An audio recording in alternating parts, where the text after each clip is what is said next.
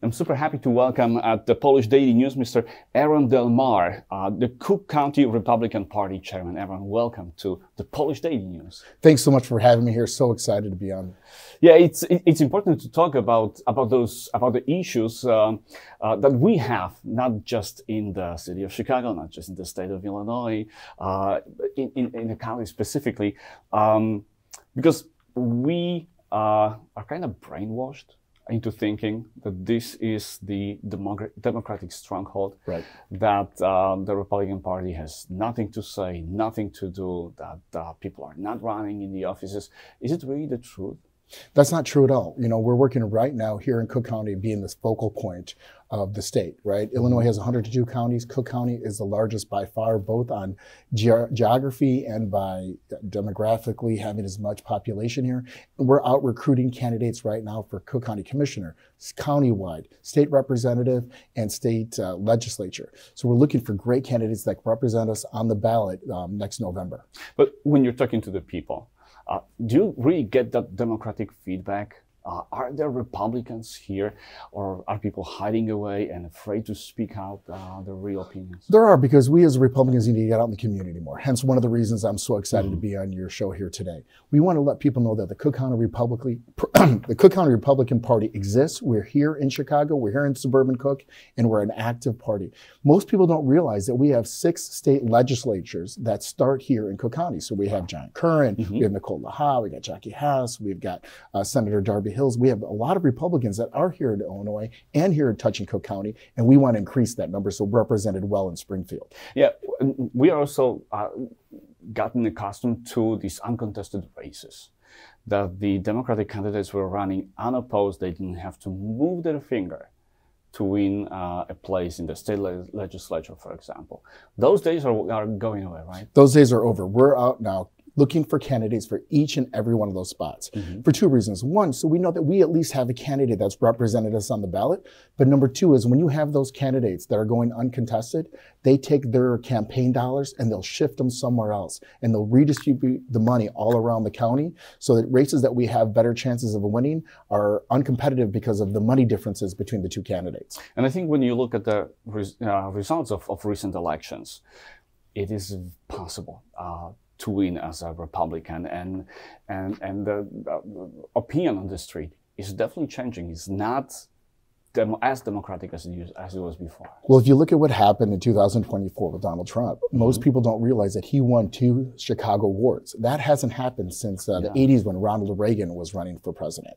So J.B. Pritzker got less votes than Donald Trump did when he ran in 2022 for governor than Trump did in 2024. We gained over 700,000 votes, and primarily in Cook County. So that's showing us that the trend is now moving, and with the right candidates, with the right message and the correct funding, we can be highly competitive and successful here in Chicago. So who specifically are you looking for in terms of the candidates? We're looking for candidates that believe in the conservative principles that have made America the great country that it is today. We're looking for people that want to engage with their community, that want to get their message out, that are frankly fed up with the one-party rule that we're having here in Chicago, and that want to make a difference.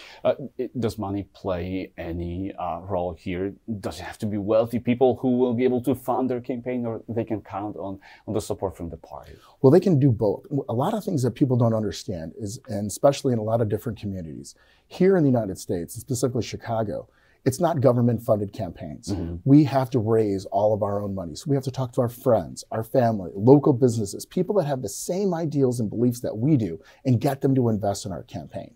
And when we get a lot of great candidates together, that attracts a lot of donors that want to come in and spend the money because they believe that this investment will make Chicago, Illinois, and especially Cook County, stronger and better for everyone. Yeah, you mentioned that so many communities don't get it just yet. And I think the Polish community is one of those. Like, we are accustomed to the system that we have in Poland, where all the parties are funded predominantly by the government. The money comes from the taxes. Here it's a totally different situation. Yes, we go out to vote, but we don't necessarily support them financially. So why this is important here? Well, not only, getting them out to vote obviously is the most important. Yes. If you want to get somebody elected, you have to go to the polls, you have to punch their ticket, and you have to cast your vote for that person. But before that, you cast your vote with your pocketbook.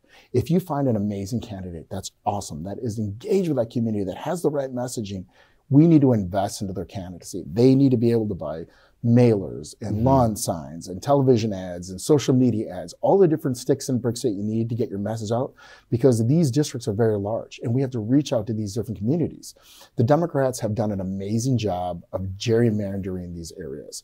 So what they'll do is they'll see a pocket of really great conservative Polish people and they'll say, well, that's scary to us. So we're going to take this district, we're going to take half of them, put them over here, and half of them put over here. And then they pull you into a lot more liberal groups, and they dilute your vote and they dilute your voice. And so we need to have strong people that stand up and say, we're not going to take it anymore, and that are going to be on the ballot and are going to get people to invest in our campaigns. And then we are going to join them in that. And we're going to help them get on the ballot. We're going to help them fund the campaigns. And we're going to help them get across the election line and win and represent us. Yeah, you touched on a super important subject, this remapping of the districts. Some of those have, amazing, totally abstract shapes and link communities that have nothing together. So this is done for purely political reasons. So they'll take a great, like I said, they'll use an example if you have a great Polish community and they'll chop it up into 4 areas and they'll put one in a Hispanic district. They'll put one in an African American district. They'll put one of it in a Asian district, one of it in a Ukrainian district. And they dilute the voice of the Polish people that live in that community. You might have people that live on 2 different sides of the street. One lives in one district, the other one lives in another. And that is done by design. And that's why when we start winning together, we can change the way that the maps are drawn and we can make sure that every voice in Cook County and in Chicago is being heard. Awesome. So let's go back to the fundraising issue. How can we as a community support the candidates and support the Republican Party? So one of the ways is you can look at our social media pages and you can see the different candidates and you can learn about them. We've been engaging with a lot more videos so people and our candidates can get their message across. What do they stand for? What are they about? And when you look at those candidates and you get an opportunity to meet them, and I'm pushing all of our candidates to come out and out of the Polish community. We want to come to your events, not just on Kazimierz Pulaski Day, but multiple times. And so you can understand who our candidates are, what they're about. And when you find one, you're like, this person shares the same goals, beliefs, and character integrity that I have, we encourage you to donate to their campaign to help them get their voice out.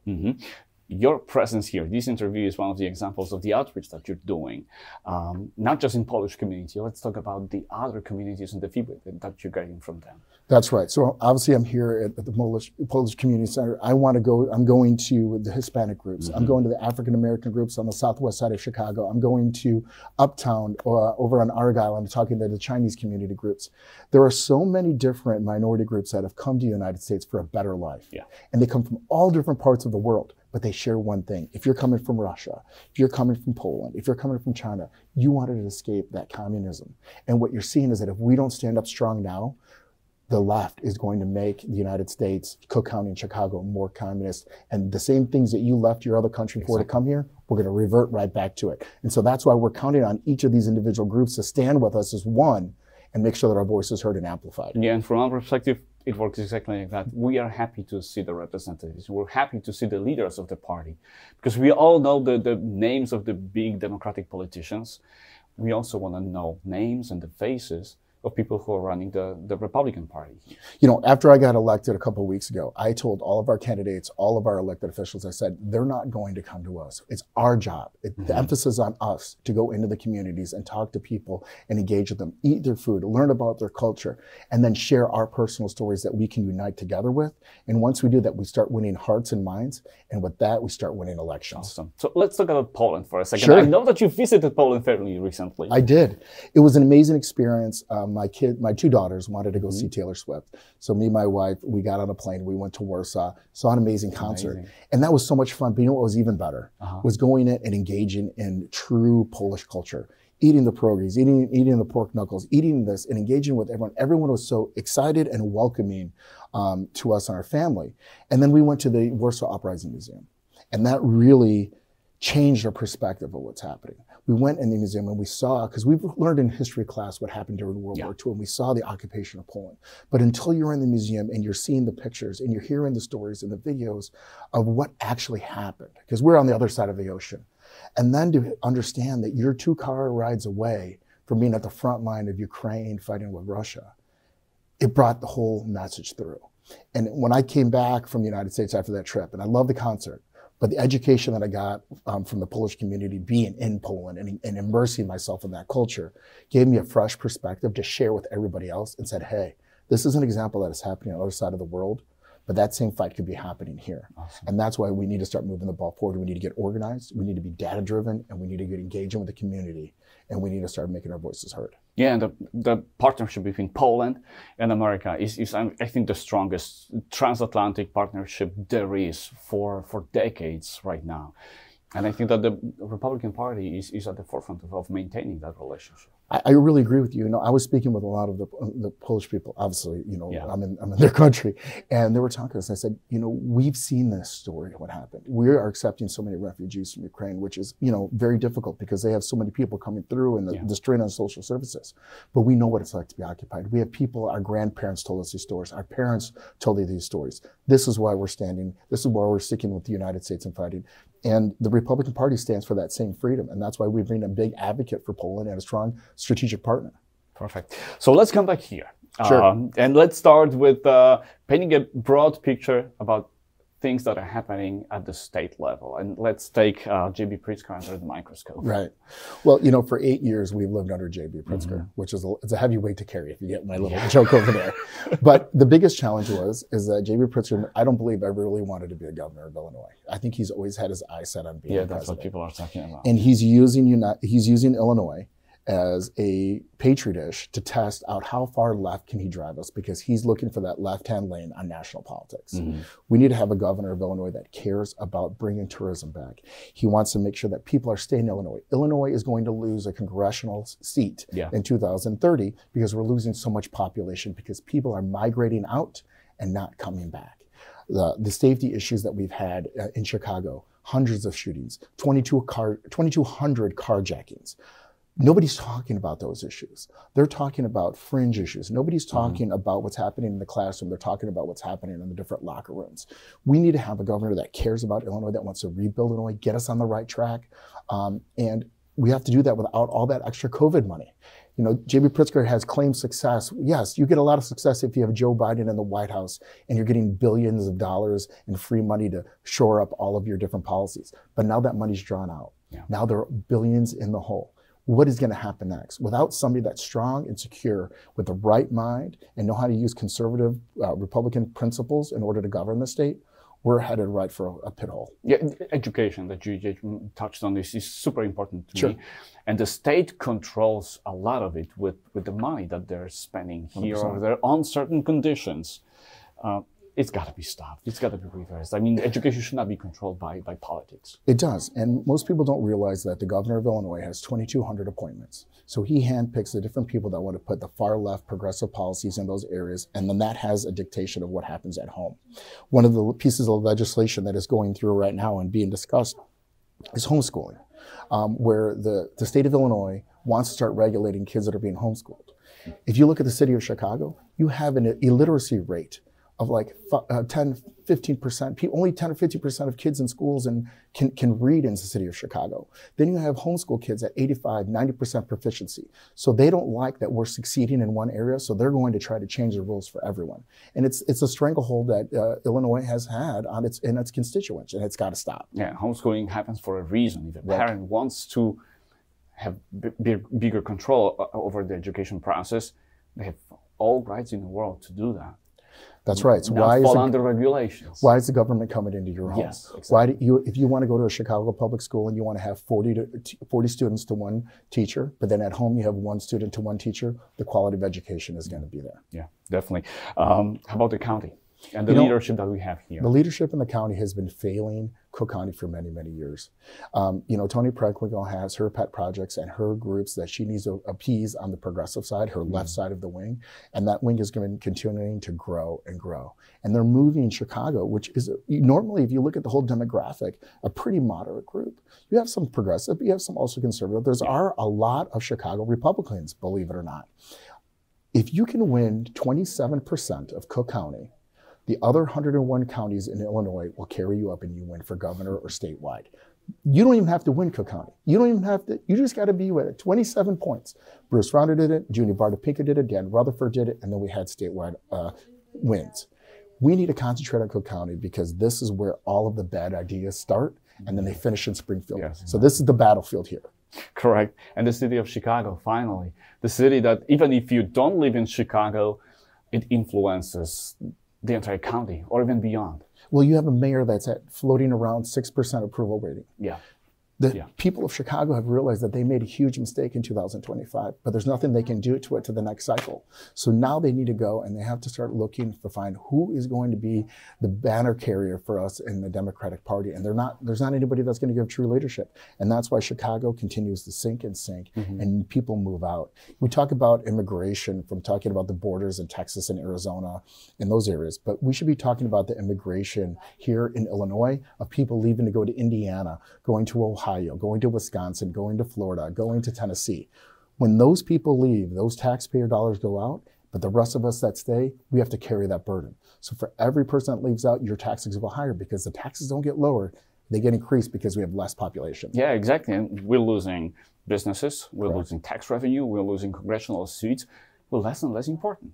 Correct. Every year down the road. But in Chicago, do you think that Brandon Johnson fixed any of the problems that he inherited when he assumed the office? No, I don't. I think that he actually made them worse. I think that when he should be looking at for ways to cut and provide property tax relief to all the residents of Chicago, he didn't. He tried to pass a $300 million tax increase instead of looking at how we can make the quality of education better for each and every student, no matter what situation they're going to be in. If they're going to go into the military, if they're going to go to college, if they're going to go into the workforce, whatever they're going to do, if they're going to trade school, those children should all be prepared to be able to have a great life afterwards. And that starts in kindergarten, starts at pre-kindergarten, and works all the way through up. So when you have kids graduating from high school that can't read, that can't count, they're not prepared to be in the job market. They're not prepared to build Chicago, because what are we? We are a group of our people. And if our people are stronger, we are stronger. We are strong, absolutely. So let's look at 2025, 2026 and beyond. Which races are the most important in the upcoming election cycles? Well, one of the things that we have to do as a Republican Party in Illinois, which starts here in Cook County, is we have to be out of the super minority. Right now, the Democrats have super majorities in the House and in the Senate. They can do whatever they want. They can do whatever they want. They don't need to listen to Republican information. They don't have to get our feet in. They can just ignore us. Once we break that super majority, they have to cooperate with us, because now we can veto. They can't veto proof anything that we're doing. They have to start cooperating with it. Now you have a two-party system. We don't have a two-party system right now. We have a one-party system. And so it's important for us as Republicans to get that message across about what we stand for. We stand for good government. We stand for no public waste. We're against fraud. We're against crime. We're about making good education, safer environment for everybody. That message, without getting a little bit off topic, is a winning message, because everybody wants that. Yes. How about the governor's race, the race that's going to happen here in Chicago? Do you also plan on having strong Republican candidates there? Very much so. You know, this is a great opportunity because Dick Durbin, who has been our senator for decades, has resigned. So now you're seeing that the Democrats are playing musical chairs and everybody's shifting. That is opening up 3 new congressional seats that all kind of touch Cook County. You're seeing other people that were Cook County incumbent commissioners that are running for those congressional seats. So there's openings that are all over the place, because as the Democrats fight on their side of the primary, it leaves Republican opportunities to be able to move into those seats and have better representation. And I think that right now there's been some turmoil on the national level with Donald Trump and the tariffs and the different taxes. But as you're seeing, the market has really recovered and is coming back stronger. And so what's going to happen is in November, if we're in the same place as we're seeing development and growth, people are saying, hey, you know what? It was a little rocky to begin with, but Trump got and did what he said he was going to do. We trust Republicans to govern. And when they trust us to govern, that's when we start winning more seats. Perfect. Where can people find more information about the Cook County Republicans? You can find us at cookrepublicanparty.com. You can find us on social media. We've been very latent for a while. Last month when I got elected, one of the first things that I wanted to do is I said, I want to go out into the communities. I want to be loud. I want to be proud. I want them to know that we have a Cook County Party that's going to support the people, whatever you come from. If you come from Poland, if you come from Nigeria, you come from China, the Philippines, if you've been in America your whole life, we want to be able to be there for you and show you why we're the better group that you can trust to lead. Perfect. Awesome. So let's shift gears a little. Sure. And I have it in the back of my card. You're also a CEO of American Pickleball Tour. That's right. I love that sport. Well, you're not the only one. Most people don't realize that pickleball is not the same sport that you played in junior high. Yeah. You know what I mean? During gym class, it is the #1 growing sport in the United States and actually across the world. I was just in Vietnam about a month ago, and they had huge pickleball courts out there. So it's growing across. It's global. It is global. It is a global impact. And a group of me and a couple other investors decided that we wanted to be a part of that pickleball craze, and we started investing heavily because it's a great sport for little kids. My 9-year-old daughter plays. My dad, who's 82, can play. Exactly. And everyone can do it, and it doesn't harm your knees and your body like some of the other sports, and you can play for so long, and it's so much fun. You pick up a paddle, you become addicted. And we're trying to bring it to other new communities that have maybe been not fully represented. So we're trying to engage with more pickleball on the southwest side of Chicago. We're going to the Polish community. We'd love to do a Polish pickleball tournament. Championship of Polish Americans here in Chicago. Pickleball and pierogies. Maybe we'll think about it. See if we absolutely. like that. But I think, you know, that also drives that community spirit. It drives camaraderie and fellowship. Because when you play with somebody in pickleball, certainly there's a competitive aspect that you want to win. But when you're done, you shake hands, you have fun, and you talk about the stories, and you engage. And if we can use that same engagement across the political spectrum, no matter where you stand, I think that we as a country can become less polarized and more brotherly. For sure. And when you play pickleball, you're close together. It's a little slower paced. You actually can engage with everybody. When you play tennis, we're so far away.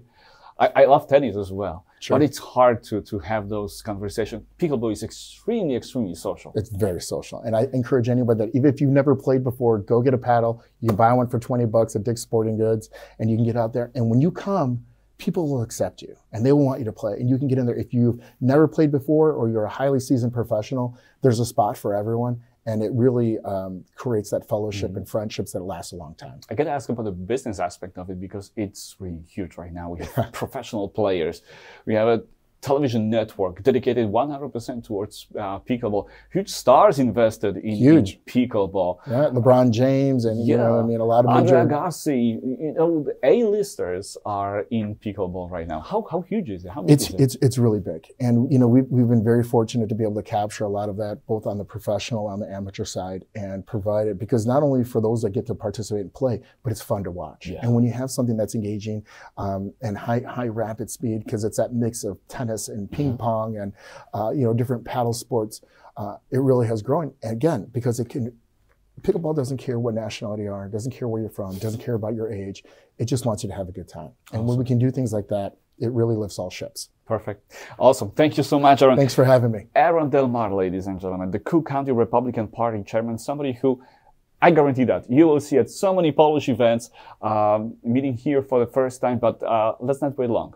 Well, you know, here's the thing. If you do see me out there at one of your events, please come up and talk to me. I want to talk to each and every person in your community. I want to hear what your concerns are. I want to hear what your problems are. And I want to find a way that we can get you engaged in the things that we're doing together. So thank you for having me. Thank you so much. My pleasure.